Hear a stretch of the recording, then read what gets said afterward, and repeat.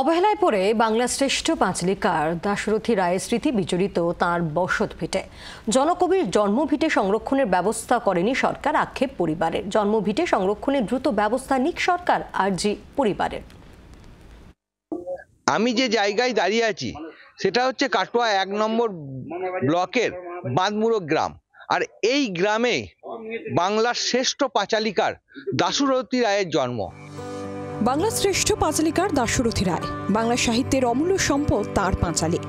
মঙ্গল সাহিত্যের পর পাঁচালীকে বাংলার মানুষের কাছে জনপ্রিয় করে তুলেছিলেন বাংলার শ্রেষ্ঠ পাঁচালিকার।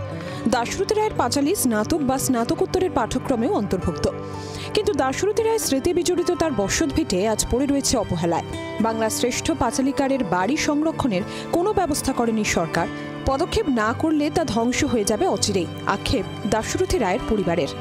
ওনার যে বসত ভিটে, সেই ভিটেটা আজকে খুবই অবহেলিত।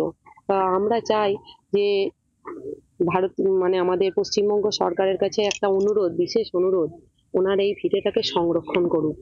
সরকার যেন সংরক্ষণ করুক, এগিয়ে নিয়ে যাক এই ভিটের আরো সংস্কৃতির এই চর্চাটাকে যাতে বজায় থাকে দাশরথী রায়ের, সেটাই আমরা চাই। আমরা খুবই উপকৃত হব। প্রায় 2.5 দশক ধরে দাশরথী রায়ের বসত ভিটেতে জনকবির রচিত পাঁচালী গান তার জন্মতিথিতে তর্পণ করে আসছেন স্থানীয় শিল্পীর দল। তার নিজস্ব ধারার পাঁচালী, সেই ধারাটা আজকে বিলুপ্তির পথে, সঙ্গীতগুলোও বিলুপ্তির পথে।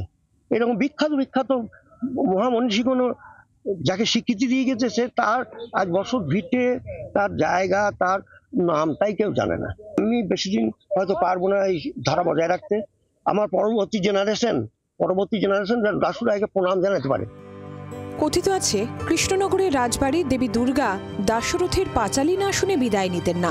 জীবদ্দশায় রাজন্য পৃষ্ঠপোষকতা পেয়ে থাকলেও মৃত্যুর পর কালের গ্রাসে পড়ে দাশরথীর ভিটে ক্রমশ ধ্বংসের প্রহর গুনছে। পরিবারের লোকের দাবি, এই জন্ম ভিটে সরকার সংরক্ষণ করুক এবং দাশরথী রায়ের নাম গোটা বাংলায় ছড়িয়ে দিক। জি 24 ঘন্টার জন্য সন্দীপ ঘোষ চৌধুরী, কাটোয়া, পূর্ব বর্ধমান। বাংলার আওয়াজ, বাঙালির আবেগ, জি 24 ঘন্টা।